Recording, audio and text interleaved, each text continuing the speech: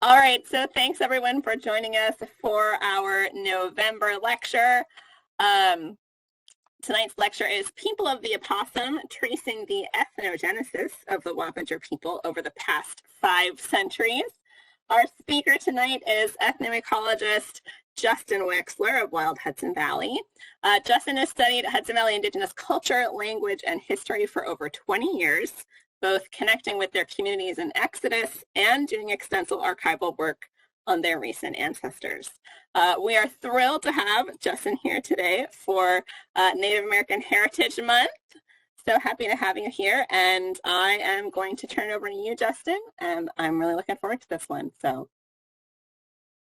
Well, thank you so much. Thank you for hosting, and thanks for your kind words. And hello, everybody. Sorry about that. And I also apologize for using the word ethnogenesis in the title of this. My wife was making fun of me today. I know that's going into, it's anthropological jargon, and there was no need for it. Basically, it means the creation of a distinct ethnic group or culture. So tonight, what I'm going to be going into is the Wappinger people, or Wapping, which I'm sure many of you, if not most of you, have heard of this group of people. If you have not, I'm sure you've heard the name before because it is a common place name still found in the Hudson Valley. What I'm not going to be going into is the very, very complicated story of how they were dispossessed of their land, nor am I going to go into great detail on the many wars that they were engaged in after the colonists came in the 17th century, right up until the end of the 18th century. I'm really going to focus on the distinct Native communities who called the lower Hudson Valley their home and how they coalesced after colonization and where they ended up since then over the past 4 centuries. So anyway, I'll skip right ahead. So if you went back in time 4 centuries ago, and just quickly, I'm going to interrupt myself. I just ask if you all don't mind not taking screenshots of any of the maps in this presentation and sharing them on the internet, because this is a work in progress that I've been working on for many, many years, and it's not ready to be put out to the world just yet. But so I appreciate that. Thank you. But if you went back in time 400 or 500 years ago, and you don't even have to go that far back in time. You could go back to the era of the American Revolution 250 years ago, and you set foot anywhere in the Hudson River Valley and encountered a Native person, you would find that they would identify themselves as Lenape or Lenape, which just means human being. Now, that is common among Native peoples around the world and is true also for people speaking languages within the Algonquian language family. And the Algonquian language family is a huge language family that has languages stretching basically from the Pacific coast to the Atlantic coast. Sadly, many of them are no longer spoken because of colonization and all that has happened over the past 400 years. But the language the dialect spoken by the Wappinger people, which linguists call Munsee today, is still spoken as a first language by an elder in the Moraviantown Reserve, one of their displaced communities in Canada, and as a second language by learners within many of their communities in Ontario and Wisconsin, where they're working hard on bringing the Munsee language back. So I'm just, right now going to clarify some of this terminology because people get confused about words like Lenape or Algonquian or Munsee or Wappinger or Delaware. They can all refer to the same people or different people, with the exception of Algonquian, which really refers to a language family, kind of how like Indo-European describes a language family that includes languages like German or Hindi or Russian or English, for that matter. So it's just a language family with many languages. And the particular subfamily within the Algonquin language family that was once spoken in the Hudson Valley and also in the Delaware Valley was spoken by a large group of people who call themselves variations of the word Lenape, and their descendants still call themselves that today. But you would also find upon meeting someone 400 years ago in the Hudson Valley that they would have perhaps a secondary identity as to the community that they come from. Now, in the period when the Dutch colonists first appeared in the Hudson Valley over 400 years ago, the Lenape people living in the Hudson River watershed practiced horticulture. They were growing corn, beans, squash, tobacco, sunflowers, among other plants. And their ancestors had been cultivating domestic plants for a very long time, probably 2,000-3,000 years, maybe longer. Corn had come into the area actually long after Native people in Eastern North America were already cultivating plants they had domesticated themselves, corn having originated in Central America. And that's called the Eastern Agricultural Complex. And I could talk about that all night because it's so cool, but that's not what our focus is on tonight. But they were people living off of their produce being grown down in the fertile floodplains in the tributaries of the Hudson River and in some of the islands in the upper Hudson, and also hunting in the uplands and taking advantage of the rich resources that the Hudson River itself could provide. That includes edible aquatic plants and shellfish, such as oysters and freshwater clams and mussels, turtles, and of course, the abundant fish species that call the Hudson River home or come to the Hudson River to breed. Anadromous species in the spring like shad and herring, striped bass, and sturgeon later in the summer, and then eels in the fall. So they lived in a land rich in resources. Archaeologically, we can see that they were living very, very,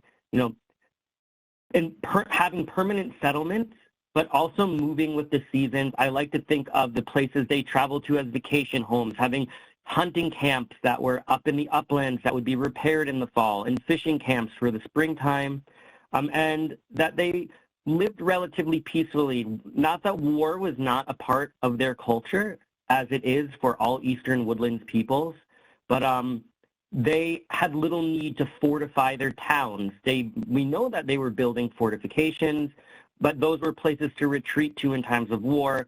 They were not fortified hilltop towns like those lived in by the Haudenosaunee and other Iroquoian people to our west, such as the Mohawks. If you look on this map with the Hudson River in the center, you'll see all these different names. Now, these are basically the modern Munsee versions of major groups of Lenape people in and around the Hudson Valley on the eve of contact, so right around the time when the Dutch first showed up. We don't know. Some of these names might not be accurate. That's because all we have to go on for these names are names that were written by people who were not necessarily fluent in the languages spoken by Native people here. So they, could have been garbled when they were written down. But I owe the translation of many Hudson Valley place names to a good friend of mine, Ray Reitner, who has spent decades of his life working in the different Lenape dialects and unearthing vocabularies from hundreds of years ago, as well as very good friends I have in the Lenape communities in Ontario. But anyway, you can see that there were many ethnic groups in the Hudson Valley. Each of these Lenape groups were named with exception after the larger communities they were living in. So if you see the name, what's a good example? Ossining. Many of you will recognize that. Ossining is still a place. They were also known as Sinsings. Sinising means a place of many a stony place or place of many rocks. Ossining basically has the same meaning. Or you might see Tapan in it, like Tapan, like a Tappan Zee or Tappan Zee Bridge. So many of these names are still used today. Those names refer to places. Tapan, according to an 18th century missionary who who was close to Lenape people who had grown up in the Hudson Valley, said that the name referred to a cold stream of water, which I believe to be the Sparkill. So these are place names used by Lenape people to refer to communities, rather even you could almost say districts or small regions. And each one of these regions would have been likely dominated by a single matrilineal clan or lineage, at least each of the smaller communities within them. They're a matrilineal society, meaning your descent comes from your mother. Can everyone still hear me okay? Just making sure. All right. So this map right here, you'll notice, no longer has these distinct smaller ethnic groups, but if you see the different shades of color, these are regions where the different communities, whereas, you know, in the study of native groups in the Hudson Delaware valleys, you begin to notice that there are larger groups. So sometimes multiple of these communities will tend to intermarry more often, or during treaties or land sales, they will all be represented by a single leader. And sometimes we're able to see that these larger groups maybe all spoke a shared dialect of the Munsee language or of Mohican, which also is closely related to the other Lenape languages. So I've used Highland Indians in this map to denote the one large cultural area stretching from the northern part, you know, basically parts of Brooklyn and Queens, the northern part of Staten Island, up through the Hudson Highlands, and reaching just above them to the Long Reach on the east side of the river between Beacon and Poughkeepsie, almost reaching to Rhinebeck. And this very large area is largely encompasses, it's largely very rocky and mountainous. It's one of the things that makes it so unique. Little side note that's kind of cool, if you look along the southern boundary of the Highland Indians as well as that of the Munsees, or people of Minisink, if you were to put that against a map of the southernmost extent of the last glaciation, you would find that it follows it almost perfectly.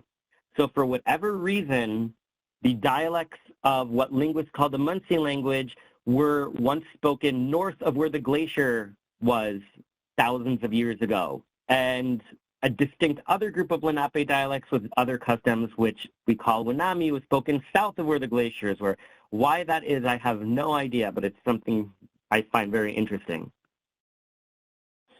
So I'm going to spend a little bit of time, and I will try to go quickly, talking about their way of life. I already went into that a little bit. That's really what I do. I mentioned that could be called an ethnoecologist. I'm an independent scholar.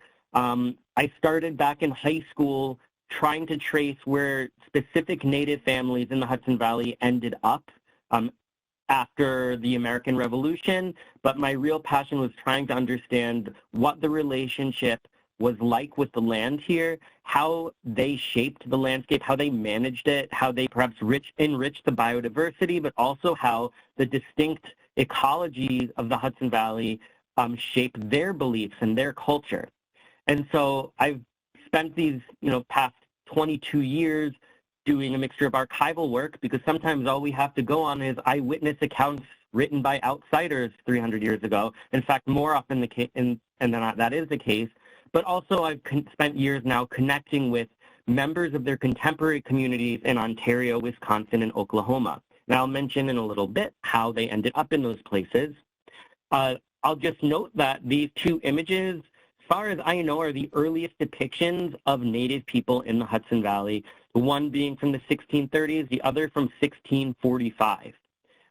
So I think these are the earliest depictions that we have, and unfortunately there are very few others from the next 200 years. Not until the late 18th or 19th century, long after Native people in the Hudson Valley had been displaced from their homeland, do we start to get more sketches or paintings, and then later photographs. So I mentioned they're growing corn, bean, squash, and sunflowers. Most of these images you're seeing here are from John White. He was an English illustrator in the 1580s who visited communities of coastal Algonquian peoples in Virginia and North Carolina, whose culture and society was very, very similar to that of Native people in the Hudson Valley, with some exceptions. So earliest picture of northeastern flint corn is in the top right of your screen. The earliest picture from 1585 of pumpkins from eastern North America is in the lower right.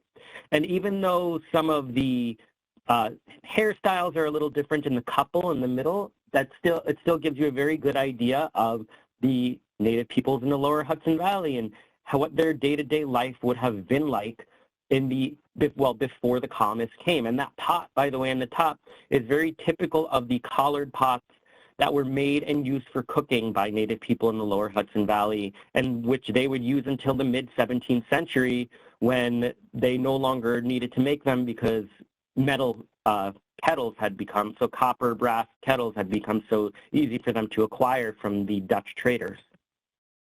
So I mentioned fish again. Somehow I forgot the slides when I went into all this.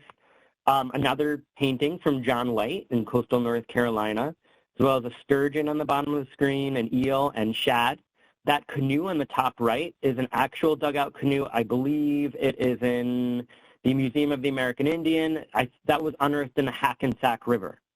So if you remember back on that map, I'll go back quickly.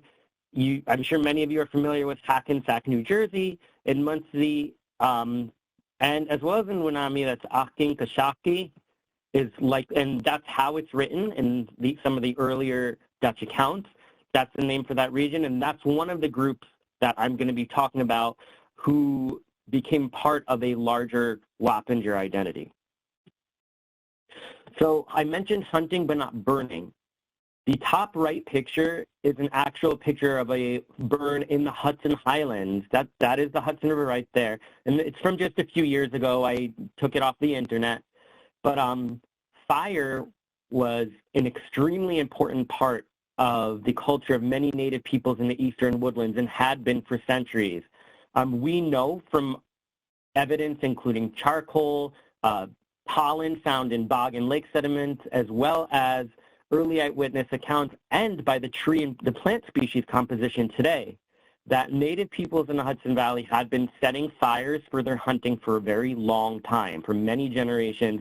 These are low-intensity prescribed burns. By doing this, you bring more sunlight and you create new habitat, edge habitat, as well as habitat where only fire-dependent plant species can survive. Species, extreme ones like pitch pines, but also berry-bearing species like low-bush blueberries, increased crops and more common species like blackberries, as well as an increase in hazelnut bushes, and I can go on and on. An increase in tree species like white oaks. In fact, white oaks became the dominant tree along with black oaks in many parts of the Hudson Valley. And if you drive through the region today, anywhere you're seeing older white oak trees and other species that rely heavily on disturbance and on fire, you're likely within 5 miles of where Native people had a community back in the day. As soon as you pass into the interior Catskill Mountains, you lose those trees. When you get to the east branch of the Delaware River, they show up again because you're back where Native communities were, at least ones that we know about archaeologically and from the historic record. So fire was really important to them. They used it, in their words, to improve their hunting ground. That engraving from the 17th century, by the way, is actually from Maine. But the Native people in that engraving, who also would have spoken in Algonquin language, maybe something like Passamaquoddy or Penobscot, they are doing something described by eyewitnesses on the Hudson River. They are using fire to drive deer towards the water, where the deer would then be taken. And that is something that would have been happening regularly in the Hudson Valley, and we have accounts describing that from the 17th century. So this map is focused more on the distinct groups who would become to be known as the Wapping or Wappingers. If you notice, they're all around the lower half of the Hudson, or lower third of the Hudson Valley, again with the Hudson Highlands at the core. They include groups like the Wequaskek in Westchester County down into New York City, as well as the Wappingers themselves, or Wapping. Now, it's been debated for the past century and a half what is the meaning of Wappinger or Wapping, and some very good linguists have come to the conclusion that it translates as whiteface in the Munsee language, which is their word for the possum. In the past, it also could have been a word for the marten, which is a weasel species that once lived in the Hudson Valley and Catskills. It's actually a very easy to translate word. And we know that that is true because in a number of documents from the 18th century and early 19th century, Munsee-speaking Lenape people said that Wappinger indeed means possum. So we know that they had this name after this animal. We don't know why, and this is actually an interesting mystery because possums did not live in the Hudson Valley in the 18th or 17th century. In fact, they're recent arrivals. In the 1750s, possums barely lived in southern New Jersey. It would be another 100 years, from my understanding, before they moved north. We actually have letters from the 1740s from naturalists in the Hudson Valley asking each other if they had ever seen a possum in the Hudson Valley. They did not exist here. So perhaps they existed here 500 years ago when the ancestors of the Wapping took on that name. Or it was an animal that they were familiar with by trade, or maybe they moved from further south in Lenape country where there were possums. We might never know the answer. All we know is that they named themselves after this animal. So before I talk about the next slide, I do want to mention, I mentioned that they spoke a dialect of the Munsee language. Now, we know this. There have been a number of linguists who have noticed how place names in the lower Hudson Valley are easily or usually easily translated by a contemporary Munsee speaker, by a linguist who's very familiar with the Munsee language. Some scholars have gone as far as to just call all Native people in the lower half of the Hudson Valley as Munsee. I think that's really an exaggeration. That really could be a whole other presentation, and I shouldn't go too deeply into that. They certainly shared, and when I say they, I'm talking about the Highland Indians, those groups who would become the Wappingers. They certainly shared customs as well as dialects of the same language as the true Munsee people from the upper Delaware River, where Minisink is. That's where the word Munsee comes from. But I don't think they would ever have called themselves Munsee. In fact, the historical documentation goes pretty strongly against that. They were very much separate groups of people who had separate customs, and we're fortunate that we have an unpublished missionary's account, a missionary who was familiar with the different Native peoples from the region as they were being displaced in the mid-18th century, and he said that the dialect spoken by Native people in the lower Hudson Valley, such as the Wappingers and the Esopus Indians, was actually highly influenced by Mohican, so much so that it sounded more like Mohican than it sounded like the Munsee language spoken by Munsee proper, by people from the upper Delaware. So while to a linguist, they are clearly dialects of the same language, to a Munsee speaker, a true Munsee speaker back in the day, they might have trouble understanding someone speaking a dialect of, let's call it Wappinger, or the other language spoken by or dialect spoken by the Esopus Indians in modern-day Ulster County. So over the course of the 17th century, colonization happened. The Dutch first came in as traders, seeking beaver pelts, among other goods. They did not have a strong interest in settling the region. They had no reason to. The Netherlands was really it was an economic powerhouse in Europe. It was probably the most tolerant country in Europe at the time. It was a great place to live for the early and mid-17th century. They were here to make money. They did not want to engage in wars with the Native people here because wars are expensive. But for various reasons, wars happened anyway. Diseases that came in from across the Atlantic Ocean and had been coming in over the generations were decimating Native people throughout the Americas during this time period. By the end of the 17th century, it said that 90% of Native people in the Hudson Valley, or their population, had been reduced by at least 90%. In addition, new trade goods coming in were changing their lives, as well as dealing with these newcomers. So we're talking about societies of Native people here who had been existing, very happily for many generations, are now destabilized, and wars happened as a result, especially because the Dutch were given to swindling people out of land. And this would happen very much over the next 150 years. So that treaty that you see in this image is actually from the end of the First Esopus War, which happened in the 1650s. And that actually was the third major conflict in which Native people in the Hudson Valley would be involved in fighting their settler neighbors. The first being Governor Kieft's War in the 1640s, and then the Peach War, then the two Esopus Wars. These were very, very violent conflicts. They were very harmful to everybody, both Native people and the colonists who were here. This particular section of the peace treaty from 1660 is, and the reason I put this here, this section of it shows us that there were two distinct coalitions of Highland Indians or Wappinger Indians. One on the west side of the Hudson River made up of the Tappans, Hackensacks, and a group that came to be known as the Haverstraws by the Dutch, but who called themselves something like Lekwange or Sandy Banks, and a coalition on the east side stretching from New York City up to Dutchess County that would include the Wappinger proper, as well as people like the Sinsings, Wequaskeks, and Kickalongs. So we're seeing two distinct coalitions of people who were very closely connected, but on separate sides of the Hudson River. Now, this is actually something that's very important in this story. It's an interesting part of Eastern Woodlands culture is that rivers, more often than not, function as the core of an ethnic group's homeland or territory. In much of the world, rivers function as boundaries between different ethnic groups, between different languages, sometimes between different religious groups. In the Eastern Woodlands, a river or a tributary of a river, more often than not, is the heart of a people's land. If you imagine a watershed as a tree with the main stem as the trunk and all the feeder streams as branches, that's exactly how Native people in much of the Eastern Woodlands, including the Hudson-Delaware valleys, that's how they marked out their territories for the most part.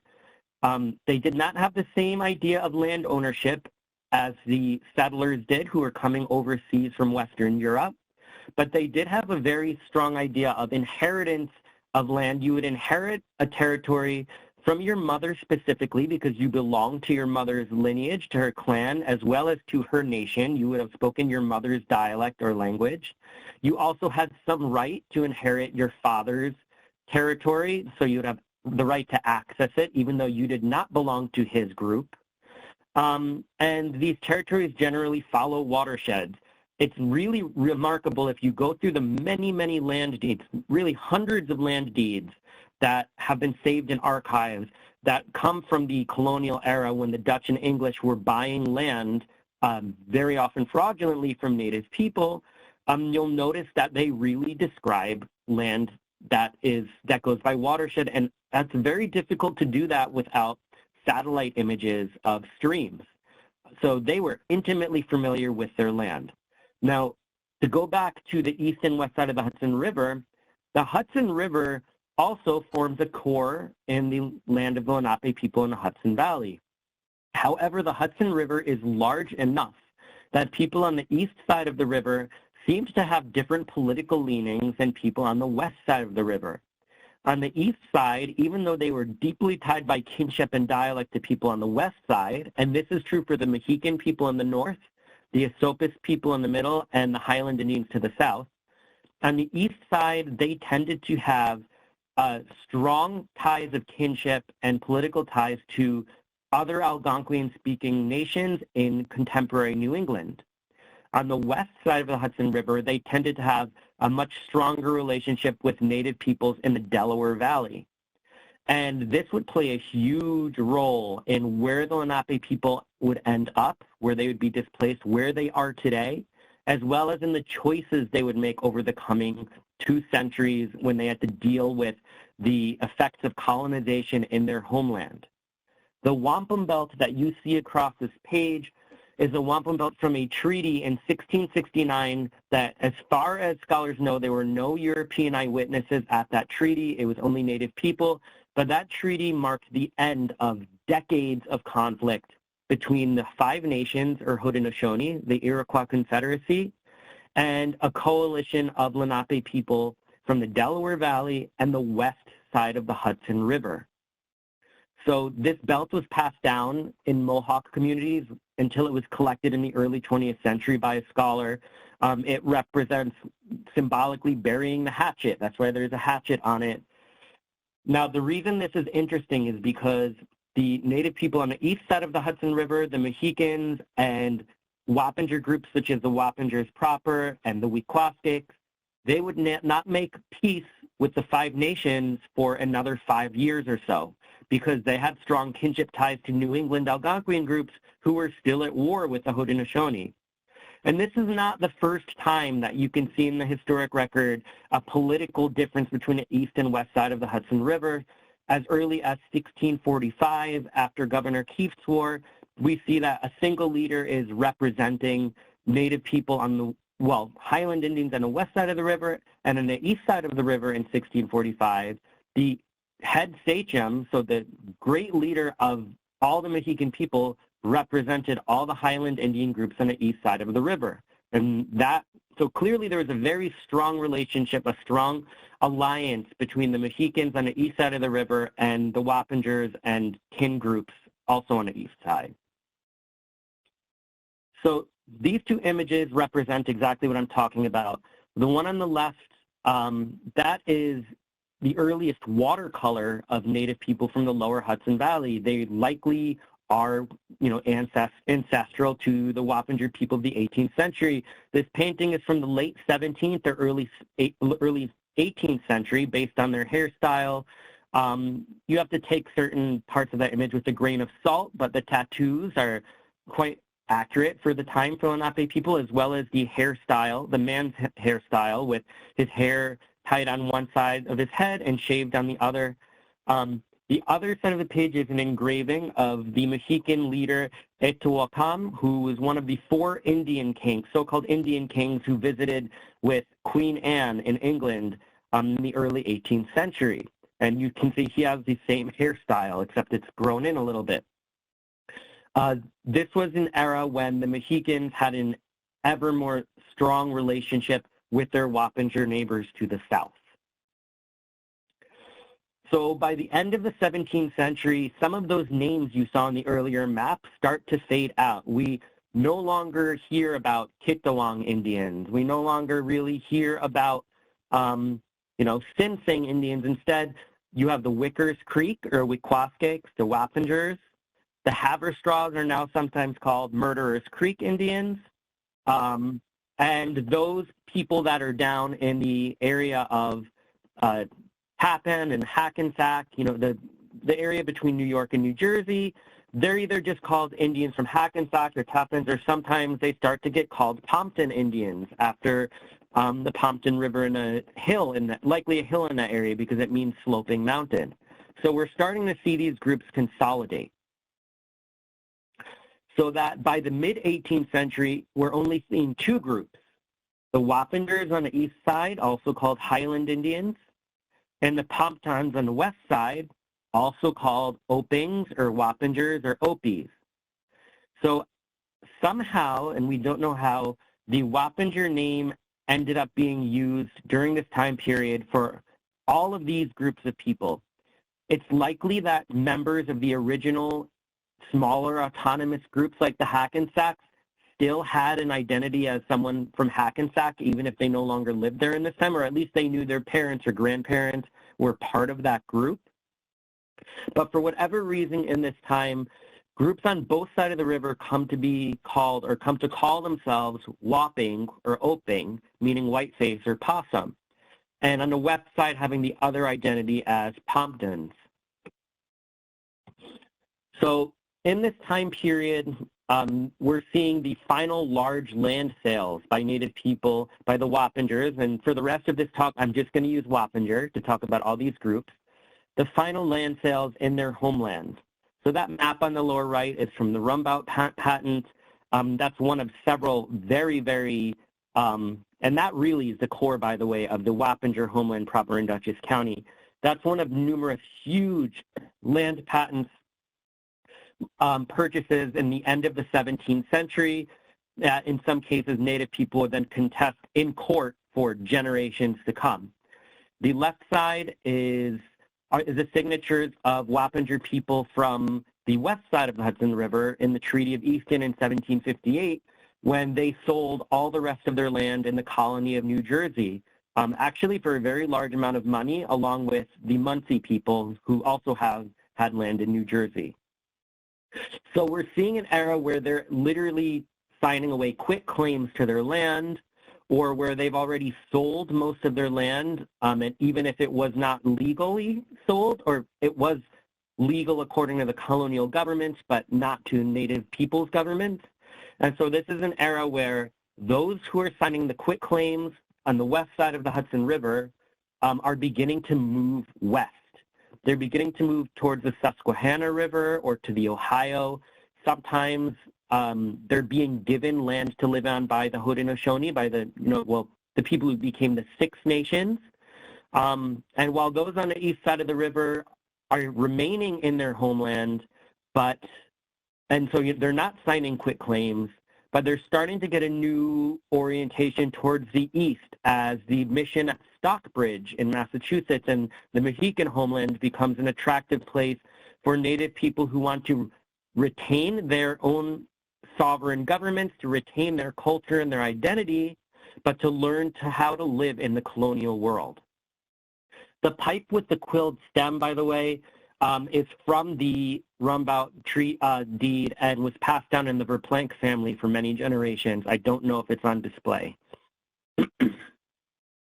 Sorry, losing my voice. So in the 1750s, we have the French and Indian War.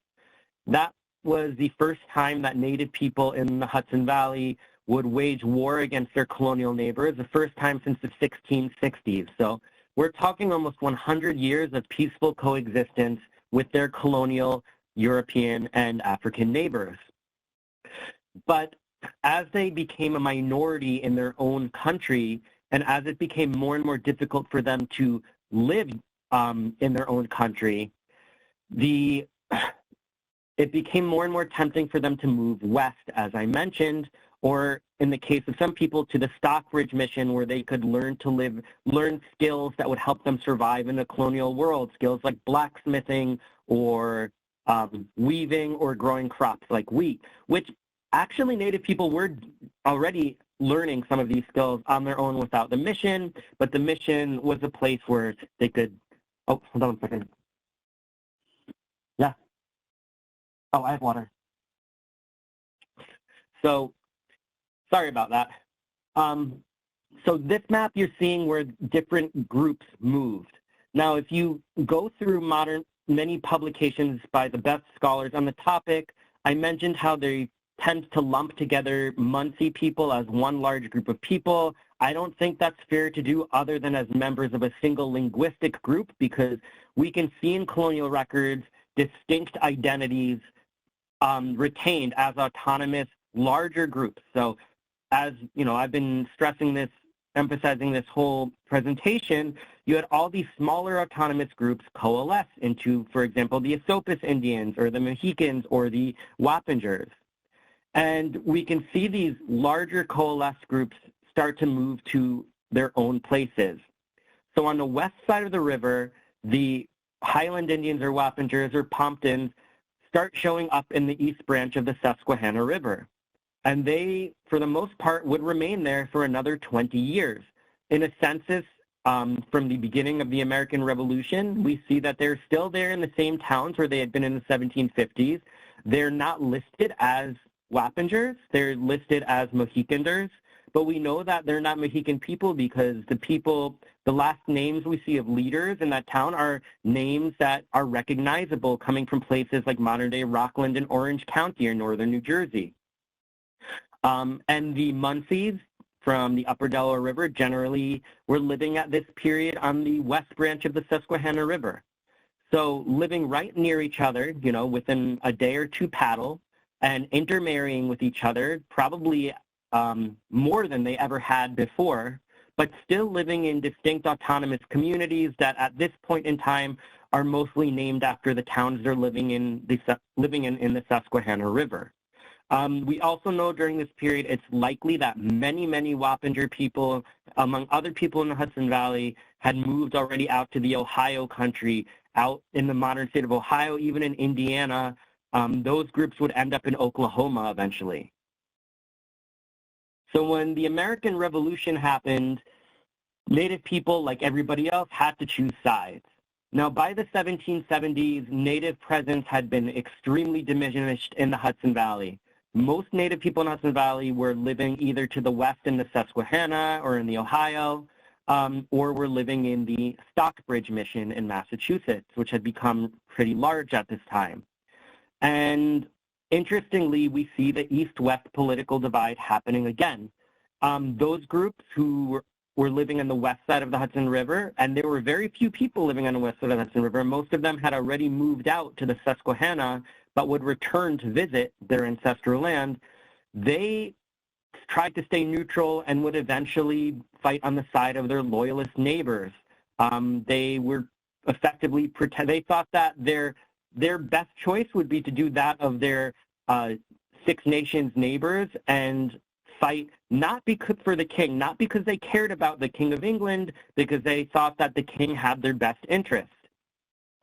Those groups on the east side of the Hudson River who were more focused on the Stockbridge Mission, not only were they highly influenced by their New England ministers who were fervent supporters of the rebel cause, but they had been fighting against wealthy landlords in the Hudson Valley for generations, along with tenants, European and African-American tenants of those landlords. So for generations, they had a bone to pick with people who represented British authority. So the Stockbridge Indians famously became very, very fervent supporters of the rebel cause. And from the very earliest days of the American Revolution, the Stockbridge Indians, who really do represent the amalgamation of the tribal governments of the Mohican people and the Wappingers, at least on the east side of the river, they fought alongside the Founding Fathers and lost many, many warriors. They were very, very harmed by that war.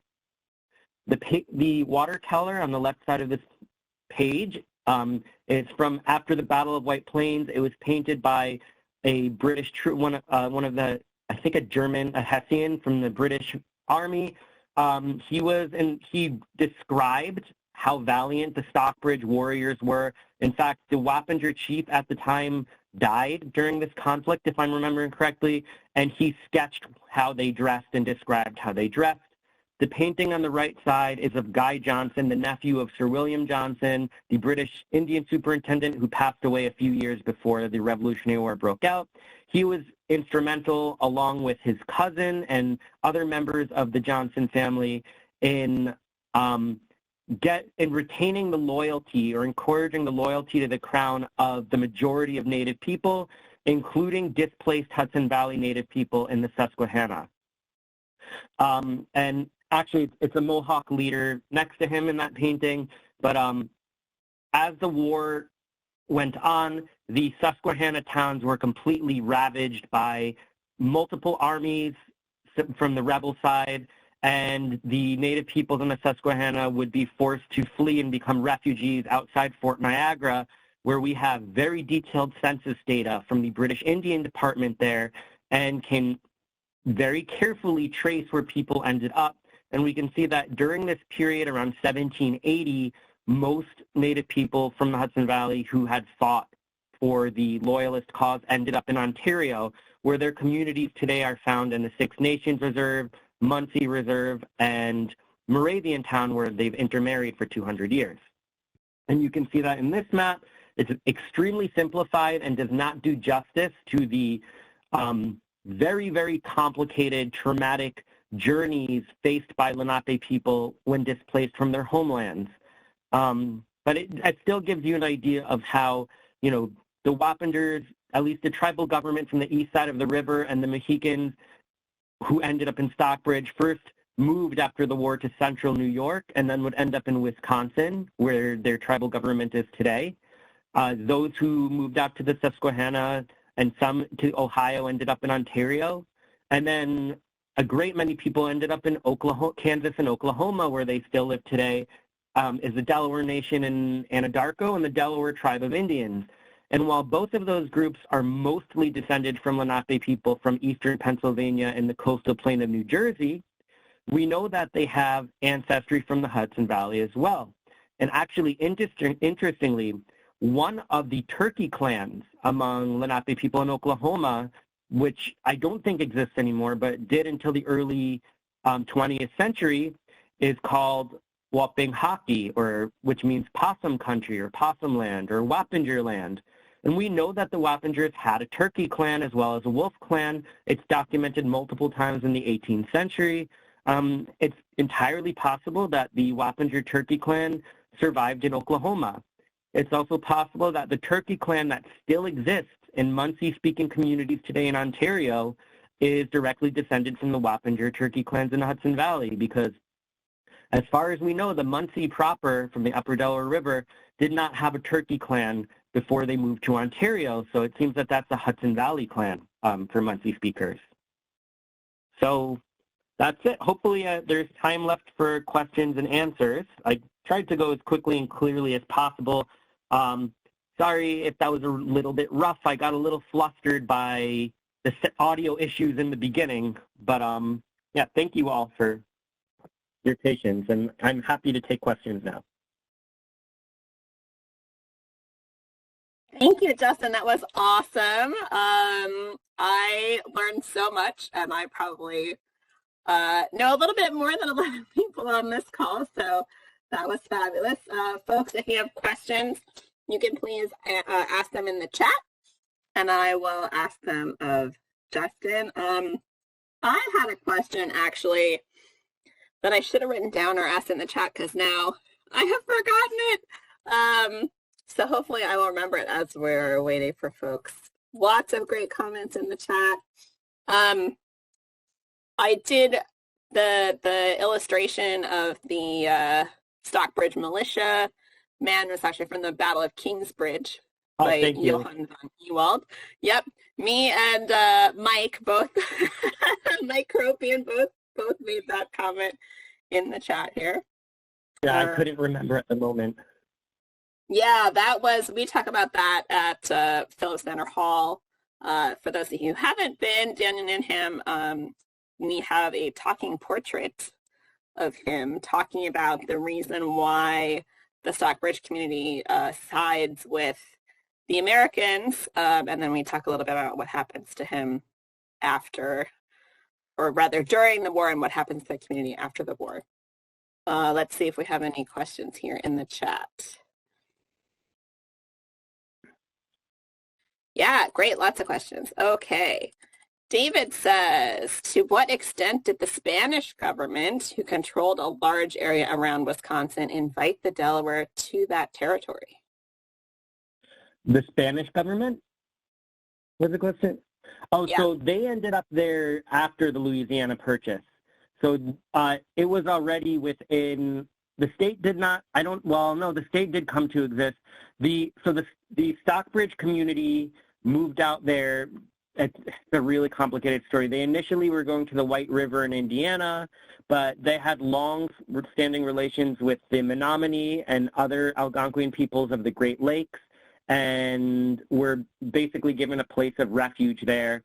But that part of their story I can't talk about in detail. That's not my background, but I do know at the time, this is decades after the Louisiana Purchase, so the Spanish would not have been involved. Great, thank you.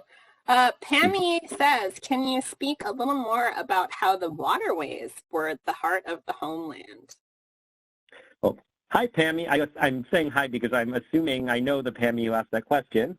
Yeah, that's an interesting question. I believe there are one or two records where Native people explicitly state that, but really you have to make maps going off of land deeds or going off of Native people in documents where they're describing their territory that they've inherited or where they have access. And I don't know if I could explain it in any more detail than I did earlier, other than, you could see why that would make sense for them. And without getting, so by make sense to them, if you're living a lifestyle where you're exclusively cultivating in floodplains, where you have alluvial silts deposited, and where fish is a huge part of your diet, and communication and movement is much easier by canoe, and they were making huge, beautiful dugout canoes, it makes sense to live on rivers. And you can follow those rivers upstream into the uplands and go into totally different habitat for hunting. So it really does make sense for a people who move from habitat to habitat with the seasons, but have, permanent settlements where elderly people could stay behind while families would go off hunting for 6 weeks, it makes sense to do that by watershed, and have, the core or main stem river of that watershed be the center of your territory. So hopefully I explained that clearly, or that helps. That was great. Thank you. Vic asks, were the various bands and chieftaincies of the Wappinger Highlands united in a formal confederacy? So 19th century scholars thought so. If they had been in a formal confederacy, it would have shown up in a colonial record. Other native nations would have mentioned it. The confederacy, if it had existed, would have made itself known. I don't know that there was a formal confederacy. I would be inclined to say no. However, those Wappinger groups on the east side of the river certainly had very strong alliances with one another and a formal alliance with the Mohican tribal government. And this is remembered right until the 1840s. After the move to Wisconsin, one of the Stockbridge leaders, in his personal writings on their history, which is unpublished, mentioned that their group is that the Mohican are comprised of two nations, the Wapik, which is the Mohican version of Wapping, and the Mohicans proper, whose lands stretch basically from New York City up to Lake Champlain. But I don't know if I'd call that a formal confederacy, more that they had such strong, they shared kinship, even though they spoke different languages, and they strongly were allied with one another. Great. Rick asks, are there any Wappinger or Lenape people still in the Hudson Valley? Anyone that can claim that ancestry? Yes, there are people who have moved back. A friend of mine, Bonnie Hartley, the Historic Preservation Officer of the Stockbridge Tribe, has lived here in her homeland for about 10 years now. There are other people. I know a few Lenape people from the Delaware Tribe from Oklahoma who live in the Hudson Valley in New York City. I know of one Lenape person, I think, from Moraviantown who lives in New York City. But very few people have moved back to their ancestral land, and very, very few people remained. Virtually, their tribal governments were displaced. They moved west, and pretty much every member of their communities went with them. It was actually not a safe place to return to. For Native people returning to frontier areas after the American Revolution, they were likely to be murdered by settlers who resented them after the conflict in the 1770s. And it was not even the Stockbridge people, the Stockbridge Mohicans and Wappingers did not have a good place to return to as well. After the war, they found their town taken over, basically. It's a very long, sad story, and they were forced to move far away, or relatively far away from white settlement, out to where the Oneidas were living in central New York, as many of the Oneidas had also supported the rebel cause. So, for the few elderly individuals we have documented who stayed in the homeland, they passed away without leaving descendants. In some cases they did, but those descendants lost that identity 150 or 200 years ago. It's really a matter of their descendants returning today from their displaced communities out west. Yeah, so Richard has a related question, which is, what about Wappinger peoples assimilating themselves into white communities instead of leaving the area? It certainly happened. I don't know of very much documentation for it. I do know of a little bit. There are a few noted individuals of Wappinger ancestry who married non-native people and decided some of their kids would stay on in colonial society, some would stay in native society. But even when that did happen, within a couple of generations, the identity was lost. And we're talking 250 or 300 years ago. So it's not like, those individuals are not representative of a sovereign tribal government. The blood that's running in the veins of non-native people in the Hudson Valley today goes so far back, and that it's people can be proud of their ancestry, but it doesn't make them a member of a sovereign nation with ties going back to before the settlers ever came. Lewis, excuse me, Lewis is wondering, when is your book coming out? That is a great question. I'm writing a 2-volume book on their way of life. Each chapter goes month by month of the year. I started it in 2008. It's taking a very long time. I actually finished the first draft a year ago, but the editing process is going to take another couple of years. I'm actually taking a break from it right now and writing a short book on Native people in the Catskills that should be published within 1 or 2 years. The rest should, the other 2 volumes should come out in 5 to 10 years. I can't promise. It's taking a long time. I also work periodically with the language departments of contemporary Lenape communities. I want to make sure that any of their language being used is correct. I want it vetted, and I want to make sure I'm being culturally sensitive. I'm not Lenape. I'm not a Native person. I do not represent their communities. I want to make sure what I'm doing is respectful, and that takes time.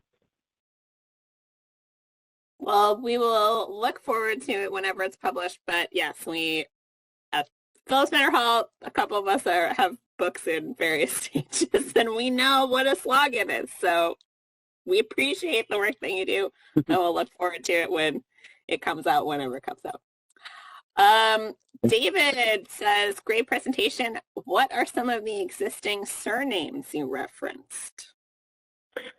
Well, there's one Wappinger surname that still exists today in Native communities, and that's Ninum, and that I didn't mention it at all tonight, but that was the name of the leading Wappinger family in the 18th century, late 17th century until the early 19th century. But another possible name, if anyone has ever heard of Joe Pyeweed, it's a beautiful plant that likes to grow in sunny, damp meadows and in wetlands, and that's named for a Stockbridge Indian, prominent member of their community in the late 18th century and early 19th century. And we know that other individuals of the Pye family, spelled P-Y-E, which I'm assuming is an adopted English surname, were actually Wappingers from modern-day Putnam County and southern Dutchess County. In fact, we know one member of the family, Elijah Pye, would return with his children and grandchildren to the Fishkill area until about 1810. And sadly, Elijah Pye actually didn't move west with the Stockbridge tribe. He's recorded as having died in a poorhouse in central New York in around 1840. But anyway, the Pye surname, which I'm not sure, but I think it might still exist in the Stockbridge tribe. It might be connected to local Wappinger people. The Ninum name is found among Haudenosaunee and the Stockbridge Indian community today. The other names I mentioned are mostly names that were coming from prominent settlers in the lower Hudson or upper Delaware Valley. Most of them have died out in Native communities today, but some still exist. So I'm trying to think off the top of my head. Most actually are from loyalists during the American Revolution. So names like Huff, Dockstader, what else? There are a bunch more, but I'm getting tired, so I can't remember. But anyways, if anyone has a question like that I can't answer right now or there's no time tonight, you should feel free to send me an email. My website's wildhudsonvalley.com. Email address is whv@wildhudsonvalley.com, and I'd be happy to send resources or direct you in the right direction as well as I can. Thank you. We still have more questions, so I'm going to keep going if that's okay with you. Sure. We have a couple of comments, one from Victor about, I'll just read it. He says, when I was living in Wappinger Falls as a little boy in the early 1960s, I would dig holes in the backyard and find clamshells that were almost dissolved to lime. I did not think about it until later. I learned the Munsee would go as far as Long Island to harvest clams and bring them to the area. Not far from me on Market Street, a woman painted clamshells and sold them for a nickel apiece. This was from a home she lived in off of the Wappingers Creek. It was told she was a descendant of the Native people who lived in Wappingers Falls. So that's just a comment from Victor. That is really cool. I wonder whether it was a shell midden, so a refuse heap. If you can imagine when you're consuming a lot of shellfish, sometimes in the same place for many generations, you can get huge piles of shells. There are a few of those left, large ones in Hudson Valley. Most were mined by the settlers for making lime for construction, actually. But they could have been hard-shell clams from the Long Island Sound. They could have also been freshwater clams or mussels. Oysters also were found in great abundance south of the Hudson Highlands until the 19th century. And it's actually one of the things that makes the Highland Indians or Wappingers unique as a group from other Hudson Valley Native people is their access to brackish and saltwater fish and shellfish. As soon as you get north of their territory, north of Poughkeepsie, brackish species disappear from the river.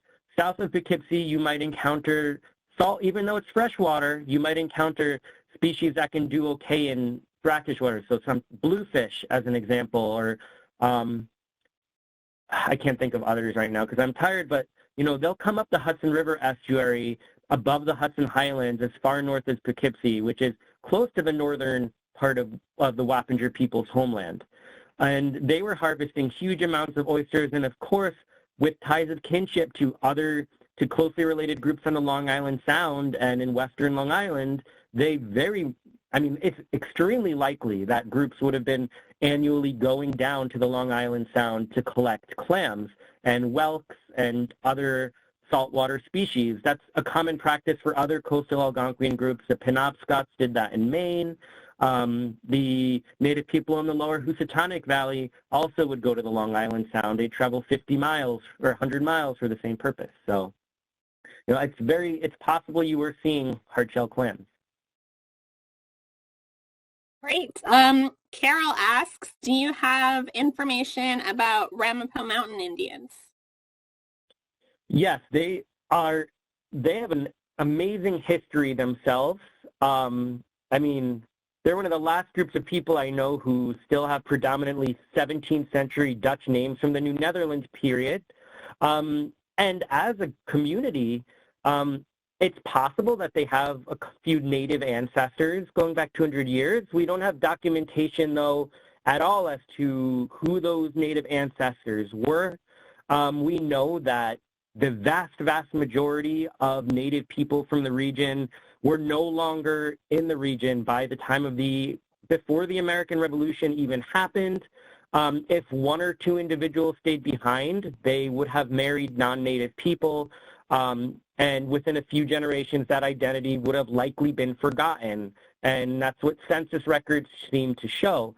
In contrast, the Stockbridge tribe, as an example, in Wisconsin, we can trace their tribal government back to the original Mohican tribal government and the Wappinger tribal government in Dutchess County hundreds of years ago that would have existed hypothetically, or definitely before the colonists ever came. We can then trace the Wappinger tribal government back to that of the Wequaskakes and Kickalongs, these other groups. They amalgamated, they coalesced. We can't do that with the Ramapo community. So, they do have a really fascinating history of their own. I personally would hesitate to call them Native people. They're not able to get federal recognition for that reason because they have no proof that they are a sovereign indigenous people. So I hope I was able to answer that. It's a very complicated issue. Lindsay just wants to say hi to Justin and Anna from Lindsay and Ellen. Hi. Let's see, what else do we have? Richard says he knows the local family that claim Wappinger ancestry connected to Daniel Ninham. Victor says the gravestones of Native Americans are still behind the Zion Church in Wappingers Falls. That sounds pretty cool. Interesting. Yeah, Lewis, this is related to the Ramapo, I think. Lewis says, I've read that there were Munsee communities in northern New Jersey and Orange County who merged with escaped slaves, which created a unique community. Yeah, there's no documentation for that as far as I know. It's a common story found among mixed ethnic groups throughout the eastern United States. Very similar stories are told, but rarely, or I mean, they pretty much never have the evidence for that. All right, and that looks like that is it for the questions. And I didn't remember my question. Oh, no. I'm sure I will think of it as I'm going through this recording. Thank you so much again, Justin, for joining us. This was a fascinating talk. I learned a ton. I'm really looking forward to going through and reviewing the recording again because I'm sure I missed stuff. Thank you, everyone, for joining us tonight. We do have a couple of more lectures left in 2023. We have a hybrid in-person and virtual program on November 25th that I will be giving on the history of Evacuation Day as it relates to the American Revolution. And then on Wednesday, December 6th, we'll have a talk about the history of gingerbread. And if you come in person, there will be a gingerbread tasting. So really looking forward to that. All right, lots of thank yous and praise in the comment and the chat. So thank you again, Justin. Thank you. I think we're going to have you back maybe on another topic. So. All righty. Well, thank you all, and have a great night. Yep. Good night, everybody. Thanks for joining us.